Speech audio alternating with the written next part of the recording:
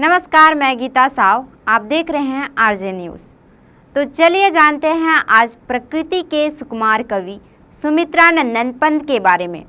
उनका जन्म आज ही के दिन 20 मई 1900 को अल्मोड़ा जिले के कौसानी नामक एक गांव में हुआ था, जो कि उत्तराखंड में स्थित है।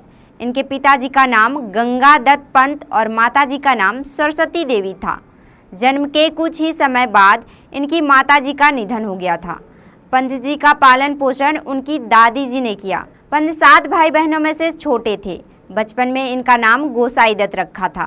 पंत को यह नाम पसंद नहीं आया, इसलिए उन्होंने अपना नाम बदलकर सुमित्रानंदन पंत रख लिया। सुमित्रानंदन पंत का प्रकृति से असीम लगाव था। बचपन से ही ये प्रकृति के ऊपर सुंदर रचनाएं लिखा करते थे। 7 वर्ष की उम्र में जब वह 4ठी कक्षा में ही पढ़ रहे थे, तब उन्होंने कविताएं लिखना शुरू कर दिया था। 1918 के आसपास तक यह हिंदी के नवीन धारा के प्रवर्तक के कवि के रूप में पहचाने जाने लगे थे। सुमित्रानंदन पंत 1921 में असहयोग आंदोलन के दौरान महात्मा गांधी के भारतीयों से अंग्रेजी विद्यालयों, महाविद्यालयों, न्यायालयों एवं अन्य सरकारी कार्यालयों का बहिष्कार करने के आह्वान पर इन्होंने महाविद्यालय को छोड़ दिया और घर पर ही हिंदी, संस्कृत, बंगला और अंग्रेजी भाषा साहित्य का अध्ययन करने लगे। इलाहाबाद में ही इनकी काव्य चेतना का विकास हुआ। 1926 में इनका प्रसिद्ध काव्य संकलन पल्लव प्रकाशित हुआ। सुमित्रानंदन पंत को चिदंबरा के लिए भारतीय ज्ञानपीठ और लोकायतन के लिए सोवियत नेहरू शांति पुरस्कार और हिंदी साहित्य की इस अनवरत सेवा के लिए उन्होंने पद्म भूषण से अलंकृत किया गया।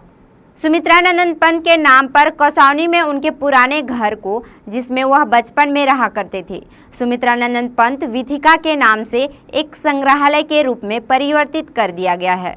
इसमें उनके व्यक्तिगत प्रयोग की वस्तुओं जैसे कपड़ों, कविताओं की मूल पांडुलिपियों, छायाचित्रों, पत्रों और पुरस्कारों को प्रदर्शित किया गया है।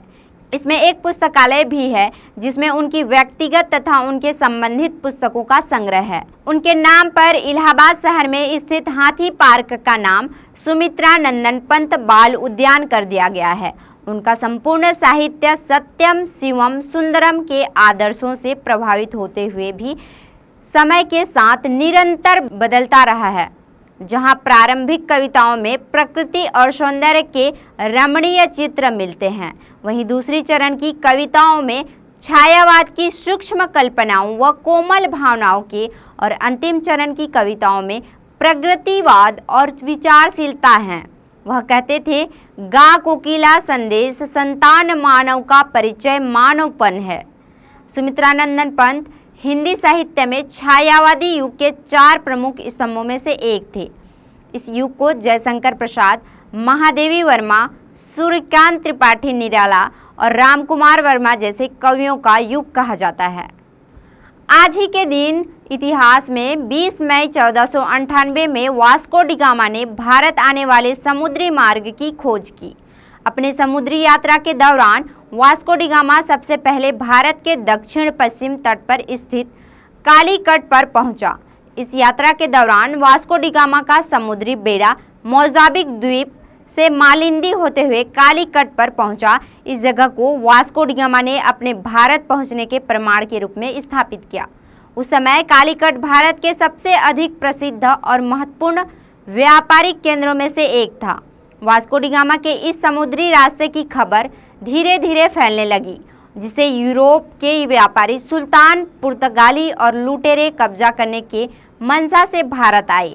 इन सब के बाद ब्रिटिश लोग भी व्यापार के बहाने अपना अधिकार स्थापित करने के मंशा से भारत आने लगे। आज के लिए बस इतना ही। फिर कल मिलते हैं एक नए इतिहास के साथ। नमस्कार।